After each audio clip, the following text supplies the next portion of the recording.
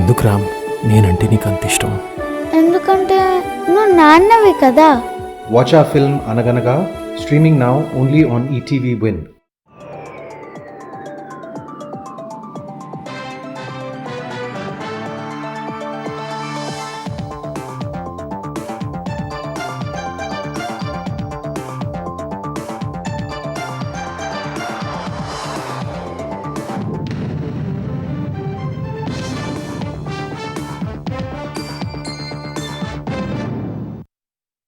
నమస్కారం, ఈటీవీ న్యూస్కి స్వాగతం.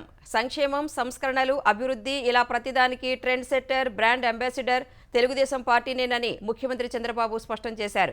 అవినీతిపై 4 దశాబ్దాలుగా ఎన్నో పోరాటాలు చేసిన తెలుగుదేశం తప్పు చేసిన వారిని శిక్షించకుండా వదిలిపెట్టదని మహానాడులో తేల్చి చెప్పారు. కడపలో అట్టహాసంగా ప్రారంభమైన మహానాడును ఉద్దేశించి మాట్లాడిన చంద్రబాబు, కార్యకర్తలు పోరాటం, త్యాగాల ఫలితమే నేటి అధికారమని తెలిపారు. టీడీపీ పని అయిపోయిందన్న వాళ్ల పనే ఇప్పుడు అయిపోయిందన్న ఆయన, పాలన అంటే వేధింపులు, తప్పుడు కేసులుగా గత ప్రభుత్వం మార్చిందన్నారు. ప్రశ్నించిన నాయకులను వెంటాడి ప్రాణాలు తీశారన్న సీఎం, పీక కోస్తున్నా జై తెలుగుదేశం అని ప్రాణాలు వదిలిన చంద్రయ్యే ఈ పార్టీకి స్ఫూర్తి అని పేర్కొన్నారు. తెలుగు రాష్ట్రాల్లోని అన్ని పార్టీలో తెలుగుదేశం నాయకులే ఉన్నారన్న చంద్రబాబు, ఈ పార్టీ వచ్చాకే బీసీలు శాసించే స్థాయికి వచ్చారని చెప్పారు. ఎన్నికల ముందు ఇచ్చిన సూపర్ 6 మేనిఫెస్టో హామీలను ఎన్ని ఇబ్బందులు ఉన్నా నిలబెట్టుకుని తీరుతామని స్పష్టం చేశారు. ఏడాదిలో 3 విడతలుగా అన్నదాత సుఖీభవ ఇస్తామన్న చంద్రబాబు, ఈ ఏడాది కేంద్రం తొలి విడత ఎప్పుడు విడుదల చేస్తే అప్పుడు రాష్ట్రం వాటా వేస్తామని తెలిపారు. ఆగస్టు 15 నుంచి ఆర్టీసీ బస్సుల్లో మహిళలకు ఉచిత ప్రయాణం కల్పిస్తామని చెప్పారు. తెలుగుదేశం పార్టీ భవిష్యత్తు కోసం 6 శాసనాలు ప్రతిపాదిస్తున్నట్లు టీడీపీ జాతీయ ప్రధాన కార్యదర్శి నారా లోకేష్ తెలిపారు. తెలుగు జాతి విశ్వఖ్యాతి, పేదల సేవలో సోషల్ రీఇంజనీరింగ్, స్త్రీ శక్తి, అన్నదాతకు అండగా, యువగళం, కార్యకర్తే అధినేత అనే 6 శాసనాలతో పార్టీ నడుస్తుందని ప్రకటించారు. వీటి ప్రకారమే పార్టీలో అందరూ నడుచుకోవాలని సూచించారు. పార్టీ కోసం కష్టపడిన వారికి సముచిత స్థానం ఇస్తామని హామీ ఇచ్చారు. కార్యకర్తల కోసం చంద్రబాబు ఎన్నో కార్యక్రమాలు చేశారని లోకేష్ కొనియాడారు. కార్యకర్తల పిల్లలను చేరదీసి చదువులు చెప్పించారని, తద్వారా ప్రయోజకులు చేశారని గుర్తు చేశారు. అదే స్ఫూర్తితో 6 సూత్రాల ఆధారంగా తాము పనిచేయనున్నట్లు ప్రకటించారు. ప్రజల ఆలోచనలకు అనుగుణంగా మనం నడవాలన్న లోకేష్, ప్రజలకు, పార్టీకి, కార్యకర్తలకు మంచి భవిష్యత్తు అందించాలని పేర్కొన్నారు. తెలుగుదేశం పార్టీకి ప్రతిపక్షం, అధికారం రెండూ కొత్త కాదన్న లోకేష్, ప్రజలకు మరింత దగ్గరయ్యేందుకు మరింత కష్టపడాలని సూచించారు. అంతకుముందు మహానాడు ఆరంభ వేడుకలు అట్టహాసంగా జరిగాయి. కడప గడపలో తొలిసారి జరుగుతున్న ఈ వేడుకకు పెద్ద సంఖ్యలో కార్యకర్తలు తరలిరాగా చంద్రబాబు ఎన్టీఆర్ విగ్రహానికి నివాళులర్పించి మహానాడును ప్రారంభించారు. పార్టీ కోసం అసువులు బాసిన కార్యకర్తలకు అంజలి ఘటించారు. పెహల్గా మృతులు, ప్రాణాలు కోల్పోయిన వీర సైనికులకు నివాళులర్పించారు. అంతకుముందు మహానాడు ప్రాంగణంలోని చిత్తూరు పార్లమెంటు స్టాల్స్లో చంద్రబాబు సభ్యత్వ నమోదు చేసుకున్నారు. తరువాత మహానాడు ప్రాంగణంలో ఫోటో ప్రదర్శన తిలకించారు. తొలిసారిగా డిజిటల్ ఫార్మాట్లో ఏర్పాటు చేసిన ఫోటో ఎగ్జిబిషన్లో ఎన్టీఆర్ అపురూప చిత్రాలు కనువిందు చేస్తున్నాయి. ఎన్టీఆర్ రాజకీయ ప్రవేశం, వివిధ పథకాల ప్రకటన, వివిధ ఆసక్తికర ఘట్టాలు కళ్లకు కడుతున్నాయి. చంద్రబాబు రాజకీయ ప్రస్థానానికి సంబంధించిన అరుదైన చిత్రాలు ప్రదర్శనలో పెట్టారు. మహానాడు ప్రాంగణంలో రక్తదానం, వైద్య శిబిరాలను చంద్రబాబు ప్రారంభించారు. 3 రోజుల పాటు జరిగే మహానాడులో ఇవాళ, రేపు ప్రతినిధుల సభ జరగనుంది. పార్టీ మౌఖిక సిద్ధాంతాలు, 6 సూత్రాల ఆవిష్కరణ, నియమావళి సవరణపై చర్చించనున్నారు. మహానాడుకు తరలివచ్చిన కార్యకర్తలు, నేతలకు 30 రకాల వంటకాలతో భోజన ఏర్పాట్లు చేశారు. 2024-25 ఆర్థిక సంవత్సరం ముగిసే నాటికి తెలుగుదేశం పార్టీ వద్ద 469.42 కోట్ల రూపాయలు ఉన్నట్లు ఆ పార్టీ కోశాధికారి పార్థసారథి వెల్లడించారు. 2024-25 ఆర్థిక సంవత్సరం పార్టీకి వేర్వేరు రూపాల్లో 228.3 కోట్ల రూపాయలు సమకూరినట్లు తెలిపారు. ఈ మొత్తంలో సభ్యత్వ నమోదు ద్వారా 123.19 కోట్లు నిధులు అందితే, విరాళాల ద్వారా 82.5 కోట్లు వచ్చినట్లు పార్థసారథి వివరించారు.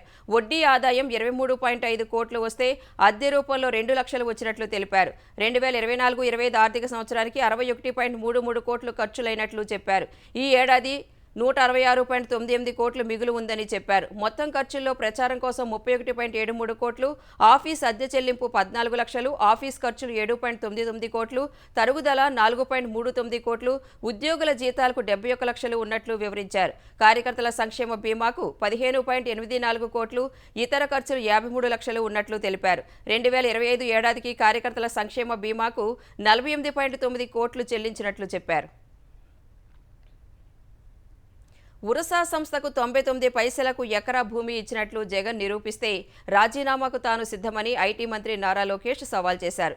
టీసీఎస్కు మాత్రమే 99 పైసలకు ఇచ్చామని, ఉరసాకు మార్కెట్ ధరకే భూములిచ్చామని మీడియా ఇష్టాగోష్ఠిలో స్పష్టం చేశారు. తదుపరి సీఎం మీరేగా అని మీడియా అడిగిన ప్రశ్నకు ముఖ్యమంత్రి పదవికి అంత తొందరేముందని లోకేష్ సమాధానమిచ్చారు. దేశానికి మోదీ, రాష్ట్రానికి చంద్రబాబు నాయకత్వం ఇంకా చాలా అవసరమని పేర్కొన్నారు. ప్రజలకు సేవ చేసేందుకు పదవితో సంబంధం లేదని స్పష్టం చేశారు. అధికారంలోకి వచ్చాం, అంతా బాగుందనే భావన సరికాదన్న లోకేష్ క్షేత్రస్థాయిలో ప్రజల వద్దకు వెళితేనే వాస్తవాలు తెలుస్తాయని చెప్పారు.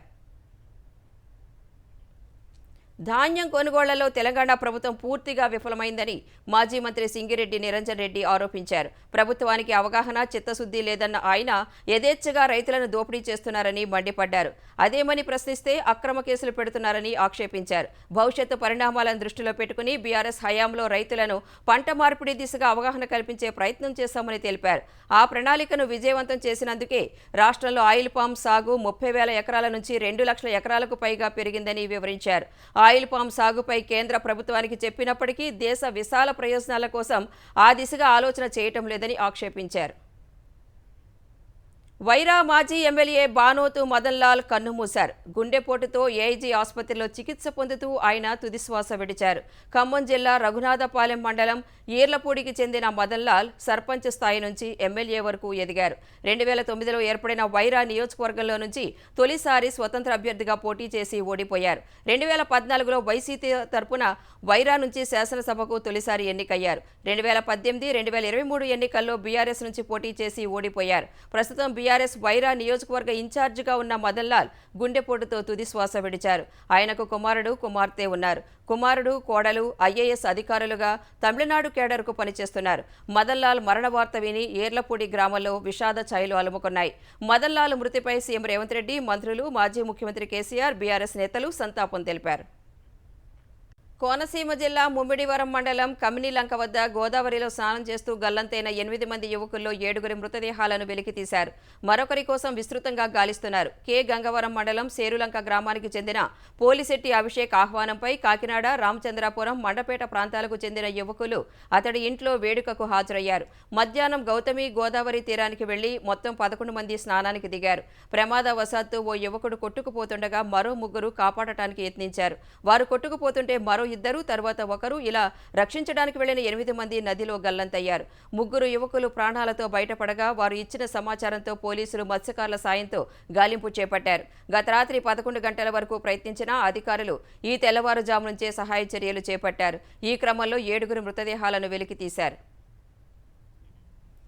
తెలుగుదేశం పార్టీ ప్రధాన కార్యాలయంపై దాడి కేసులో మంగళగిరి మాజీ ఎమ్మెల్యే ఆళ్ల రామకృష్ణారెడ్డిపై సిఐడి కేసు నమోదు చేసింది. ఈ దాడి కేసులో ఆళ్ల రామకృష్ణారెడ్డి పేరును 127వ నిందితుడిగా చేర్చింది.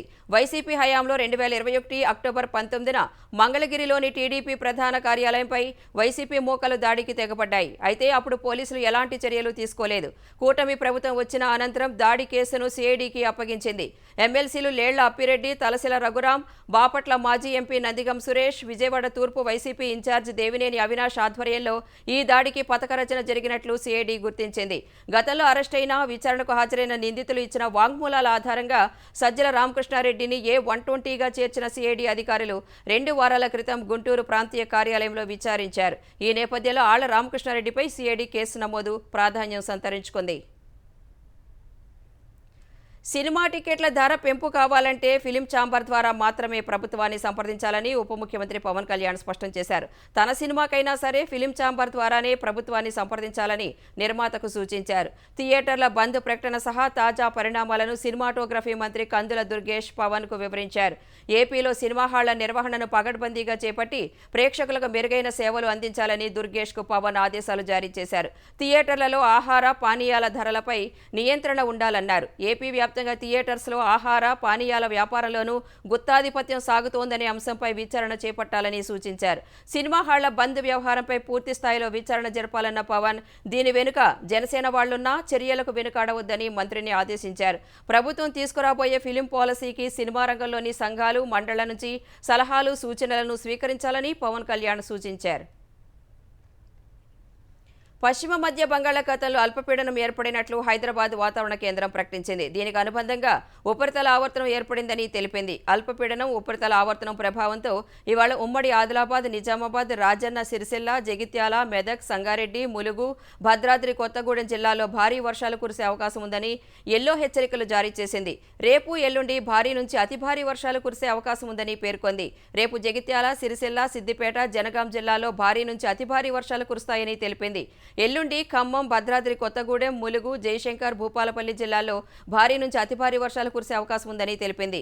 గంటకు 40 నుంచి 50 కిలోమీటర్ల వేగంతో ఈదురుగాలులు వీచే అవకాశం ఉందని వాతావరణ శాఖ వివరించింది. రాగల 3 రోజులు గరిష్ట ఉష్ణోగ్రతలు సాధారణం కంటే 5 నుంచి 7 డిగ్రీలు తక్కువగా నమోదయ్యే అవకాశం ఉందని వెల్లడించింది.